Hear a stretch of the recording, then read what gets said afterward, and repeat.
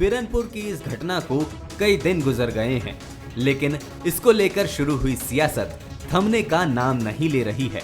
BJP Biranpur के मुद्दे को भुनाने में जुटी है। जाहिर है कि ये साल चुनावी है।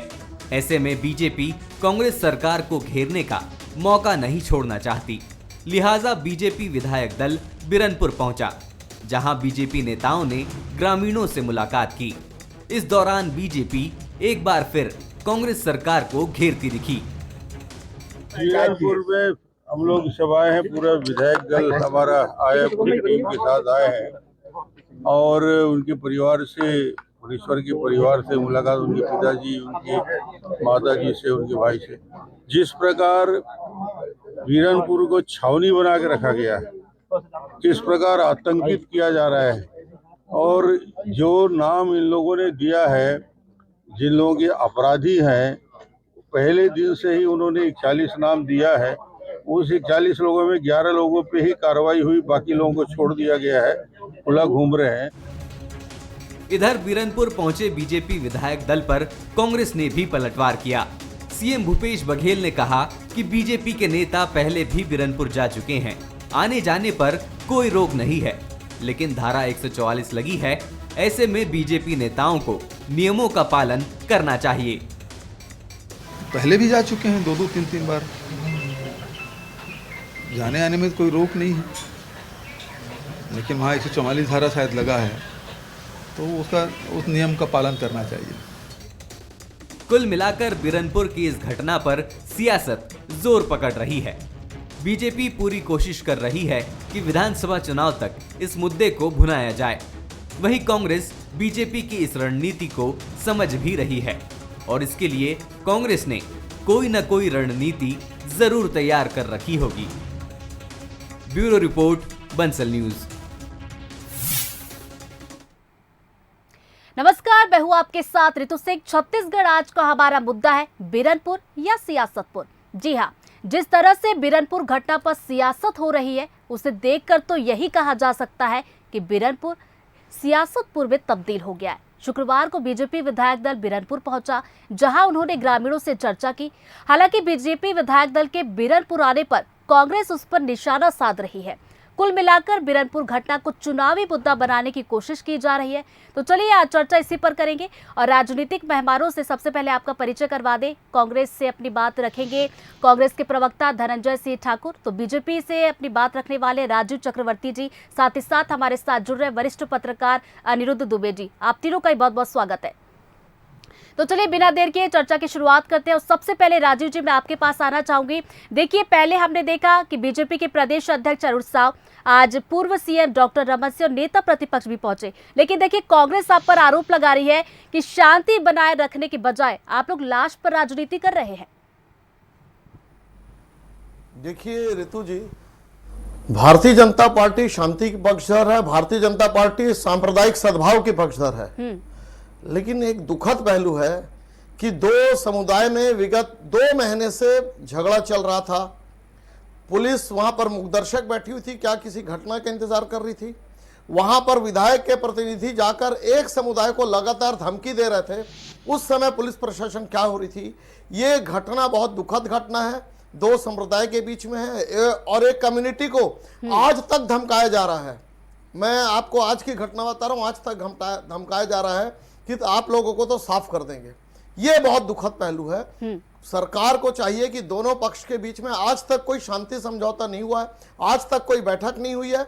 और देखिए, सबसे दुखद और संवेदनशील मामला है कि मृतक के पिता ने 10 लाख रुपए का चेक शासन को वापस भेज दिया है कि मेरे पुत्र को न्याय चाहिए। गांव के लोगों ने बोल दिया है कि हमें न 10 लाख रुपए सहायता की भीख चाहिए, न हमें नौकरी चाहिए, हमें न्याय चाहिए। और न्याय आज तक नहीं मिला है। जो गांव के लोगों की मांग है, जो 41 आरोपी है, जो लगातार वहां पर जो गांव लोगों को धमकाते थे, तो राजीव जी कह रहे न्याय नहीं मिला। धनंजय जी, न्याय नहीं कर पा रहे क्या आप लोग? बिल्कुल न्याय। देखिए, मुझे ऐसा लगता है कि भारतीय जनता पार्टी जो हमेशा से जो मनस्ता फैलाने की आदत है और जो नफरत फैलाने की आदत है, वही नफरत फैलाने के लिए डॉक्टर रमन सिंह जी, भाजपा के प्रदेश अध्यक्ष अरुण साव जी आज बिरनपुर गए थे। बिरनपुर जो शांत हो चुका है, बीरनपुर जो अपनी जिंदगी जीना चाहता है, बीरनपुर जो शांति से रहना चाहता है, उस जगह फिर उन्माद फैलाने के लिए रमन सिंह और उनके भाजपा के लोग गए थे। ये कह रहे हैं कि वहां पे डराया जा रहा है, धमकाया जा रहा है। तो भाई आपके पास ऐसा कोई सबूत है जिसको डराया जाता है? आप प्रशासन से जाकर दीजिए, व्यवस्था फैलाने की आप बात क्यों करते हैं? ये कह रहे हैं जी सरकार के द्वारा जो 10 लाख रुपए की उनको एक सहायता प्रदान की गई है। दुर्भाग्य की बात है भाजपा के प्रवक्ता उसको भीख बोल रहे हैं। जो उनको नौकरी दिया गया सरकारी एक व्यवस्था के तहत, उसका ये यहाँ पे उपहास उड़ा रहे हैं। ये असल में भारतीय जनता पार्टी छत्तीसगढ़ में शांति नहीं चाहती है। मैं तो इनसे पूछता हूं ना, आज गए थे भाजपा के राष्ट्रीय उपाध्यक्ष डॉक्टर रमन सिंह जी, सांसद भी अरुण साहू जी, और कितने लोग गए थे, इनका नाम ये बताएंगे। इन्होंने उस पीड़ित परिवार के लिए क्या किया है सिवाय उन्मादी बयानबाजी के, सिवाय भड़काने के? क्या वहां शांति की अपील की है? क्या उस गांव के लोगों से कहें कि शांति के साथ रहे? कोई बात की है? हमेशा से हिंसा फैलाना, उन्माद फैलाना, वैमनस्यता फैलाना, दंगा। सुन आ गया, ये देखो यहाँ भी शुरू हो गए, ये देखो यहाँ भी शुरू हो गए, हिंसा और ये यहाँ भी शुरू हो गए। ये इनकी चरित्र है, ये इनका चरित्र है। और मैं तो कहता हूं भारतीय जनता पार्टी की जो आदत है लाशों पर राजनीति करने की, और एक गिद्ध जो होता है लाश को देखकर जो गिद्ध जो उसके पीछे भागता है, वही स्थिति भाजपा नेताओं की है। हम तो आपके चैनल के माध्यम से बीरनपुर की जनता से आह्वान करते हैं कि भारतीय जनता पार्टी के नेताओं के बहकावे में ना आए। आप बीरनपुर एक शांत गांव है, शांति जीवन यापन करना चाहते हैं, भाजपा के लोग जाकर विमनस्यता फैलाते हैं, उनका जवाब गांव के लोगों को देना चाहिए। धनंजय जी को आप सुन रहे तो साथ ही साथ राजू जी पर देख रही थे, आप कुछ कहना चाह रहे थे, रखिए अपनी बात।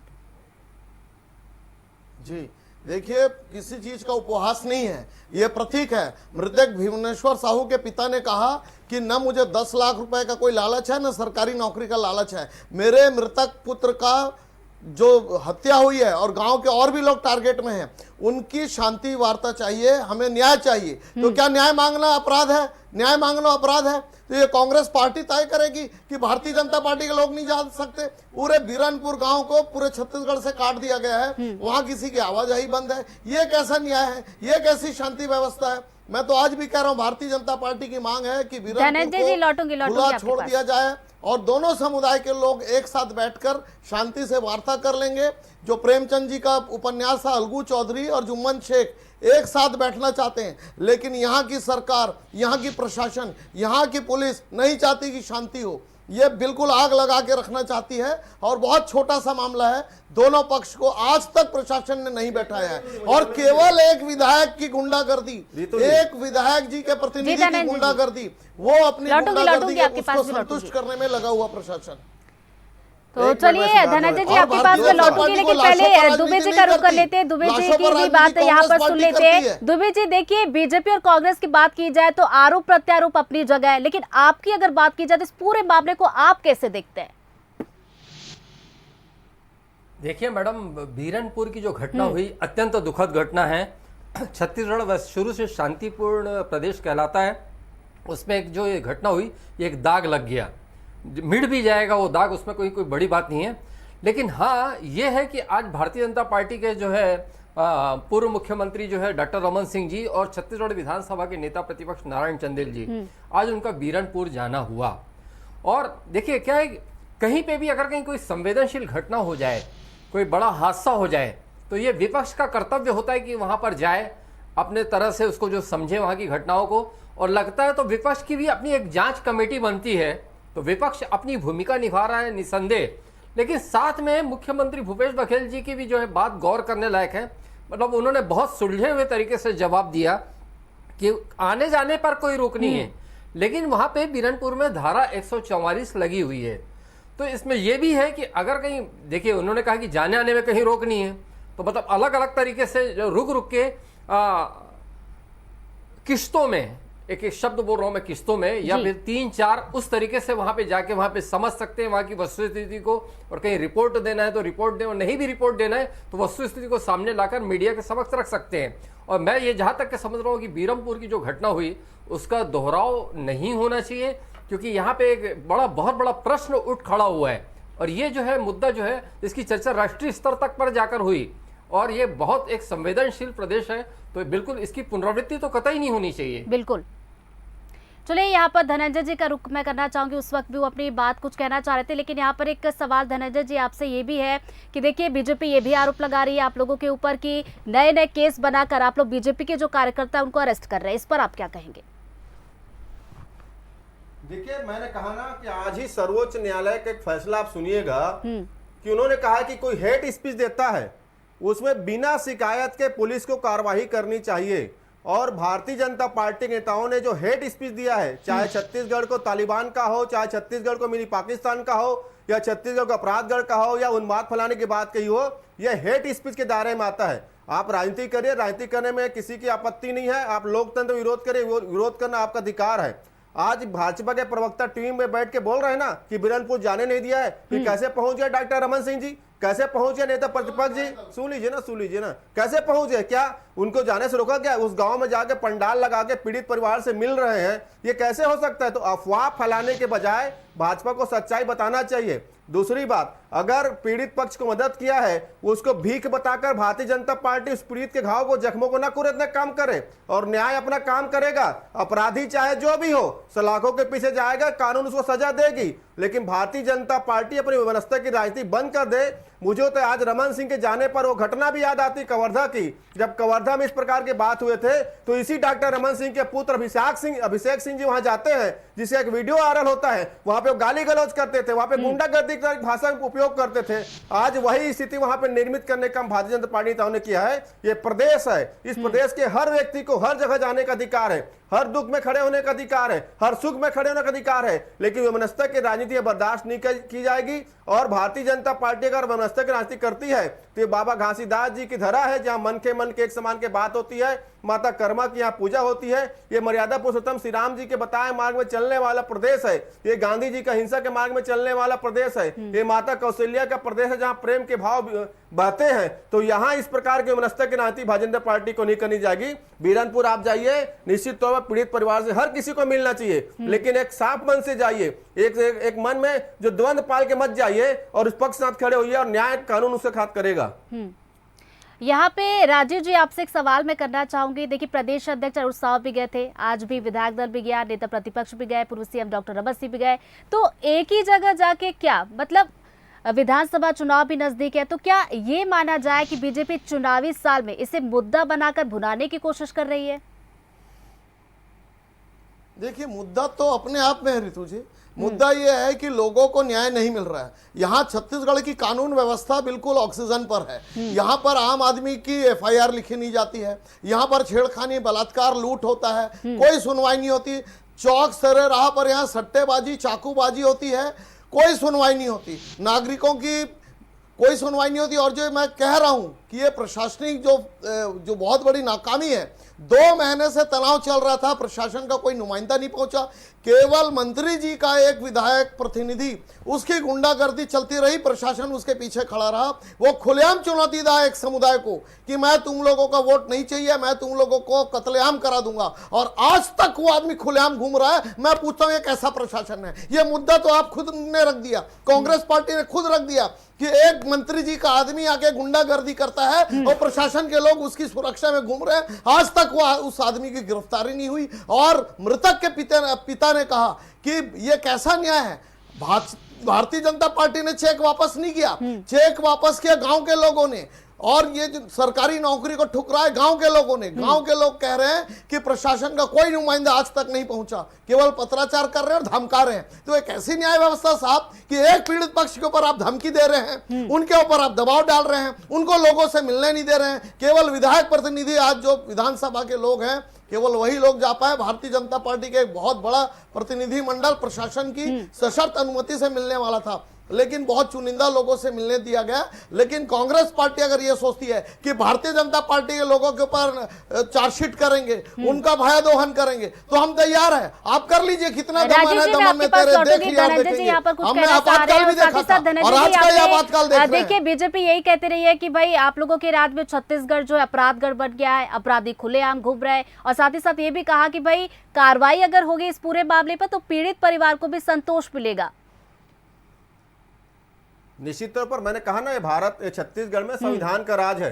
ये नरेंद्र मोदी जी की अराजकता वाली सरकार नहीं, इस प्रदेश में ना तो योगी की अराजकता फैलाने वाली सरकार है। यहाँ भारत का संविधान जो बाबा साहब भीमराव अम्बेडकर जी ने जो लिखा संविधान है, जो न्याय करता है, उस न्याय के आधार पर चलती है। पीड़ित परिवार के साथ पूरा छत्तीसगढ़ खड़ा हुआ है, लेकिन भारतीय जनता पार्टी की जो राजनीति की हताशा है वो बता रहा है। ये कह रहे हैं ना, उस पीड़ित परिवार को न्याय दिलाने के बजाय, उस पीड़ित परिवार को जख्मों पर नमक लगाने के बजाय भारतीय जनता पार्टी अपनी राजनीतिक हताशा और राजनीतिक हवस को पूरा करने के लिए वहां गई थी। हम तो कह रहे हैं ना, पूरा प्रदेश में आप जाइए, आज वहां जाने को मिला, बीरनपुर में पंडाल लगा हुआ था। ये कहते वहां मिलने नहीं दिया जा रहा किसी को, उस पक्ष में गिरफ्तारी भी हुई है और कानून अपना काम करेगा। लेकिन यही वो भारतीय जनता पार्टी है। दिल्ली में आप देख लीजिए, दिल्ली में पहलवान बेटियां जो है, जो भाजपा के नेता पर जो आरोप लगाए हैं, आज माननीय सर्वोच्च न्यायालय को हस्तक्षेप करना पड़ा है कि दिल्ली में इसमें FIR होनी चाहिए, और नरेंद्र मोदी जी के मुंह से आवाज नहीं निकल रहा है। यही उत्तर प्रदेश में जंगा राज देख लीजिए, तो छत्तीसगढ़ में जो कानून का राज है, और वैसे भी भारतीय जनता पार्टी संविधान विरोधी है। जंतर मंतर में पूरा देश ने देखा है कैसे भाजपा और RSS से जुड़े लोगों ने संविधान की प्रतियां जलाई थी, संविधान को बदलने की बात कहते हैं। तो ये तो भाजपा का चरित्र है, ये क्योंकि संविधान से आप देश को चलाना नहीं चाहते, ये गुंडागर्दी करके चलाना चाहते हैं। छत्तीसगढ़ के पास मुद्दा नहीं है, मुद्दों के दिवालियापन के दौर से गुजर रहे हैं। ना भाई, यहाँ हिंसा मत करिए ना, यहाँ उन्माद मत फैलाइए। निवेदन कर रहा हूँ, निवेदन नहीं, हिंसा मत करिए। जो व्यक्ति परिवार को मदद को भीख बताए, उसके बाद कितनी अच्छी सोच होगी इस परिवार को लेकर। जो पीड़ित पक्ष को मिले मदद को भीख बताते हैं, ऐसे हम नहीं बोल रहे हैं, पीड़ित परिवार बोल रही है। आप बोल रहे भीख, उसको पीड़ित पक्ष नहीं बोल रहे, आपने उस परिवार को मदद मिला है। भाजपा के प्रवक्ता टीवी में बैठ कर भीख बता रहे हैं, ये आपकी सोच है। जाके क्या कहना चाहते हैं, क्या उन्माद फैलाना चाहते हैं आप? ऋतु जी, इसका बयान वापस दिखा दीजिए। ये जो भीख बात बोले, पीड़ित परिवार को मदद किया जाता है, वो भारतीय जनता पार्टी की नजर में भीख है। ये उनके जख्मों में नमक छिड़कने गए थे, उन जख्मों को मलहम लगाने गए थे कि नमक छिड़कने गए थे। इतना परिवार की एक राजनीतिक चलते, और भारतीय जनता पार्टी क्या चाहती है कि छत्तीसगढ़ में आगजनी करे, गुंडागर्दी करे, आग लगावे, लोगों को गाली दे, उन्माद फैलाए, और पुलिस चुप बैठे, भाजपा हिंसा करे, और पूरा कानून और संविधान चुप बैठ रहा है। ये नहीं चलेगा गुंडागर्दी। चलिए यहाँ पे बहस बंद करते हैं, आप दोनों के पास मैं दोबारा लौटूंगी, लेकिन यहाँ पे वरिष्ठ पत्रकार दुबे जी भी हमारे साथ जुड़े हुए हैं। दोनों को ही आपने सुना, वरिष्ठ पत्रकार के तौर पर इन दोनों के बयान को आप कैसे देखते हैं? यहाँ पे दो बातें आई। आपने एक चुनावी मुद्दे का एक शब्द का इस्तेमाल किया जी। मैं नहीं समझता कि बीरनपुर की जो इतनी बहुत दुखद घटना है, अत्यंत दुखद घटना है, उसका कोई पार्टी राजनीतिक लाभ ले सकती है। अगर कहीं ऐसी घटनाओं का राजनीतिक लाभ मिलता तो 2013 में 25 मई 2013 में नक्सली हमले में कांग्रेस ने कई सारे अनमोल रत्न खोए थे, उनकी शहादत हुई थी। 2013 में कांग्रेस की सरकार आ गई होती यदि अगर कहीं इसका असर होता। और दूसरी बात यह कि आपने अपराध गढ़ का भी जो है शब्द का इस्तेमाल किया जी। देखिए, सबसे पहले तो मैं इस सरकार की, जो कांग्रेस की सरकार है, इसमें कुछ चीजें जो है मैं उसकी वहां पे प्रशंसा करना चाहूंगा कि यहाँ पे जो है चिट फंड कंपनियों को जो है पैसा उन्होंने वापस लौटाया पीड़ित लोगों को, और स्वामी आत्मानंद स्कूल जो मतलब निर्धन बच्चों के लिए जो एक अच्छा एक्सपेरिमेंट है। धनवंतरी जो है दवाई दुकानें, वो निश्चित रूप से वो जो है बहुत अच्छी पहले अति रियायत दर में जो है आम लोगों को दवाएं मिल रही है। लेकिन मैं एक चीज ये कहना चाहूंगा कि जो अपराधगढ़ वाली जो आपने बात की, तो निश्चित रूप से ऐसा लगता है कि अपराध का जो है ग्राफ वास्तव में बढ़ गया है। और तो और मतलब ये कि विधायकों तक के जो है वीडियो वायरल हो रहे हैं, और उसमें जो मतलब गाली गुप्तार या धमकाने की जो चीजें सामने आ रही है, तो ये सब दृश्य मैं देखता हूं तो मुझे लगता है कि उसकी अधिकता हो गई। कई सारे अच्छे कामों के बीच में जब ऐसे कुछ दृश्य सामने आते हैं तो कहीं ना कहीं वो विचलित करते हैं, और निश्चित रूप से क्या है कि अवसर भी मिलता है विपक्ष को। भारतीय जनता पार्टी के जो है अधिकांश विधायक जो रायपुर को चाकूपुर कहने लगे, क्योंकि यहाँ के चाकू की जो इतनी सारी चाकू चलने की इतनी घटनाएं हुई, चाकू छुरे चलने की, ऐसा कभी दृश्य देखने में नहीं आता था।